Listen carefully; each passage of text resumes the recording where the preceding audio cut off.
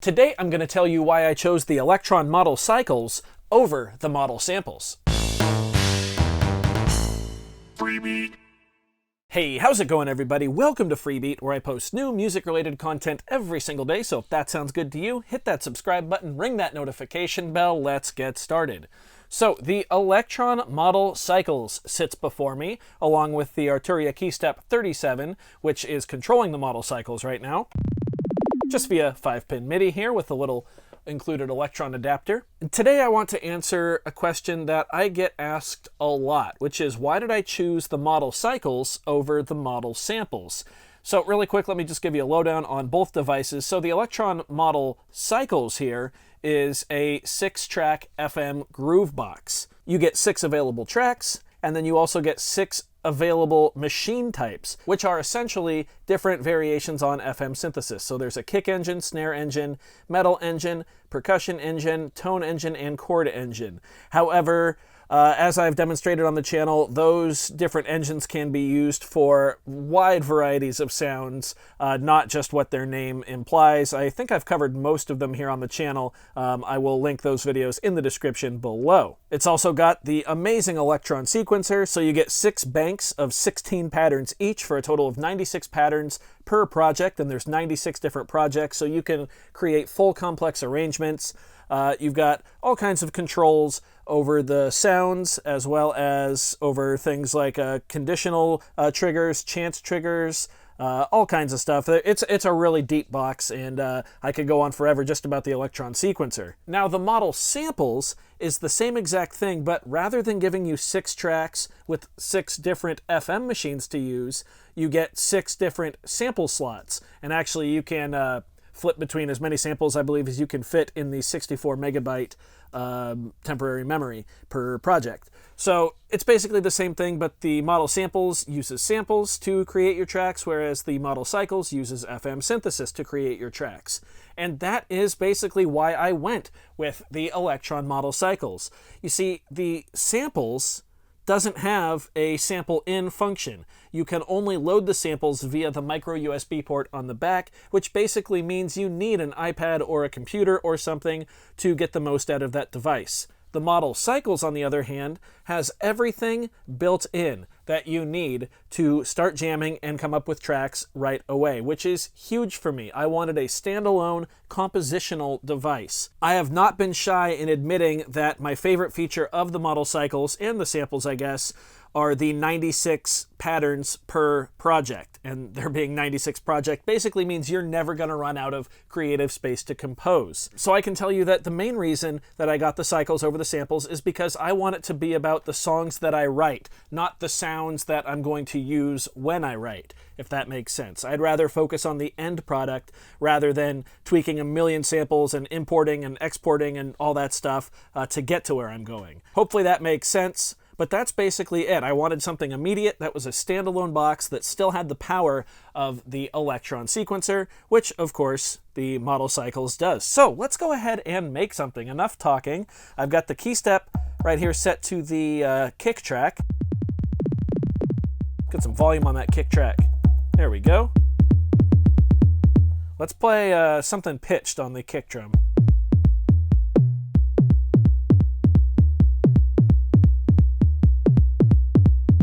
Yeah, we'll do something like that. So let's go ahead and get our click on here. All right, let's go ahead and live record this here. So we hold record, press play. 1, 2, 3, 4.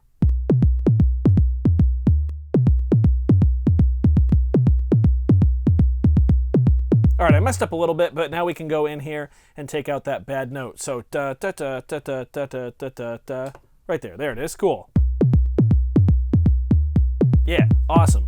Let's go in, remove our click. Cool. Let's go now to a chord engine. I'm just going to go to track 6 here. We can switch to that on the MIDI keyboard by just going to channel 6.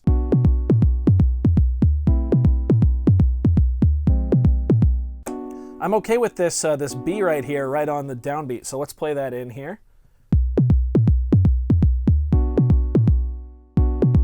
Yeah, cool.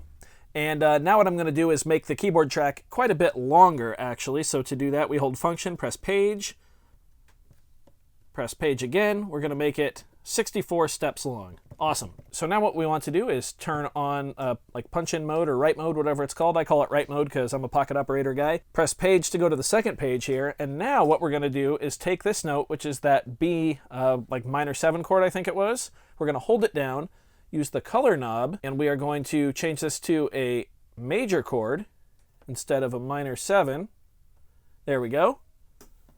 And now I'm going to use the blue knob here to change it to an A major. So we're going to go from B minor on the first one to an A major on the second.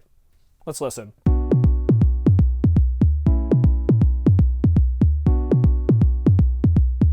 Cool. Now let's page over to the fourth time through, and we're going to change this to a D major 7, I think. So we're going to change the shape here to major 7, which I believe is a type we have access to. There we go. Awesome. Now using the blue knob, I'm going to scroll up to D. So now let's listen to the whole pattern here.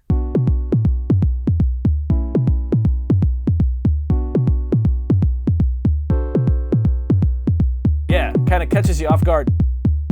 We can actually go back to that fourth page there, hold this down, and we can change the inversion here of our chord. So I want to use the second, or the first inversion, which is 62, I believe, on here. There it is. Yeah, let's listen.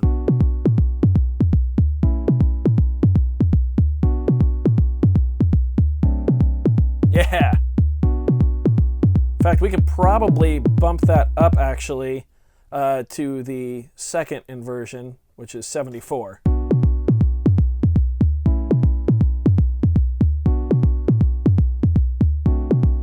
Yeah, that's sick. That's really cool. Super jazzy. What's cool about the model cycles is while every engine is monophonic, the chord engine has tons of chord shapes and inversions and variations of those inversions that you can cycle through. Cycles, but to get to where you're going. So you're not limited at all. And I've actually explored the chord track in a bit more depth in a previous video, and that'll be linked, like I said, in the description. Now let's mess with the sound a bit here.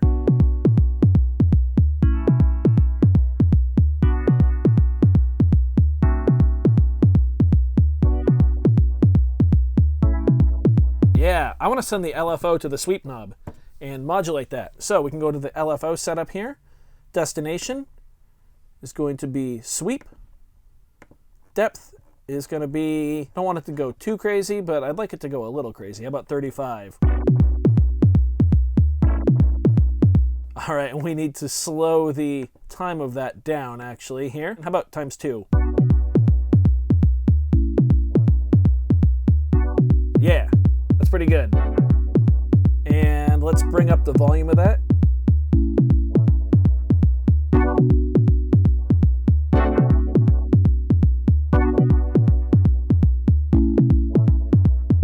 Yeah, that's pretty cool. I like that a lot. Now we can fine tune that with the contour knob, which on a lot of the patches, the contour kind of acts as a like thinning, almost a thinning effect.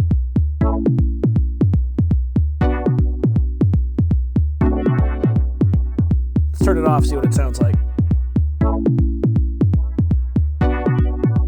No, I definitely like it around 70 or so. 68, good enough. Let's put some reverb on that.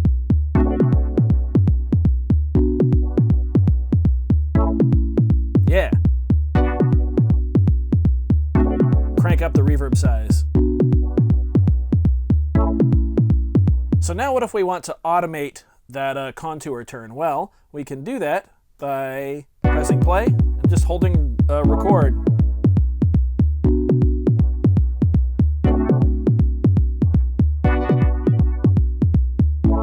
There we go.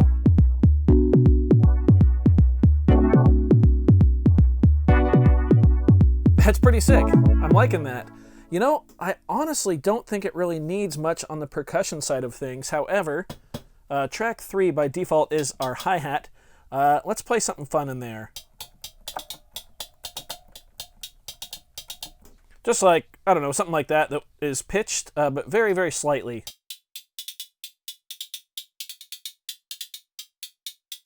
Yeah, I don't know. I'll just make something up. Let it play through once. It doesn't count you off unless you have the click active, so 2, 3, 4.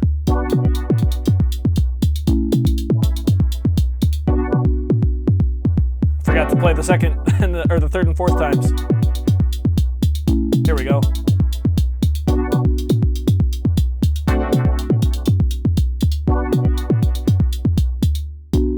Yeah.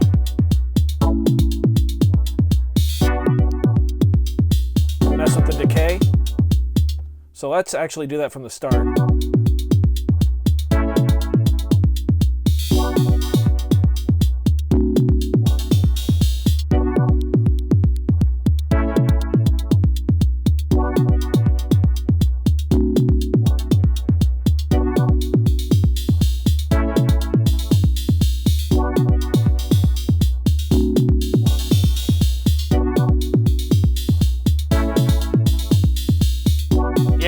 Sick.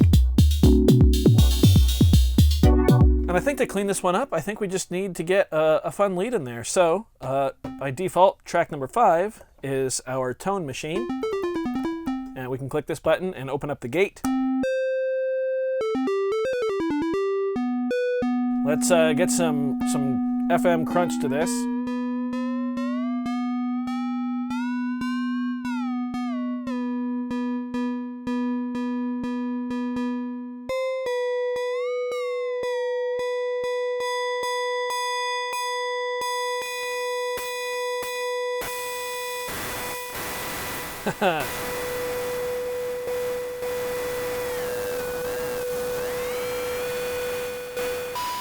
It's a lot of noise.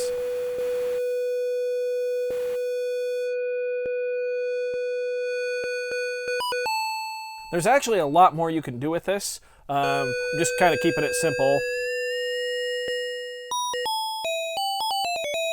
Yeah. Little delay.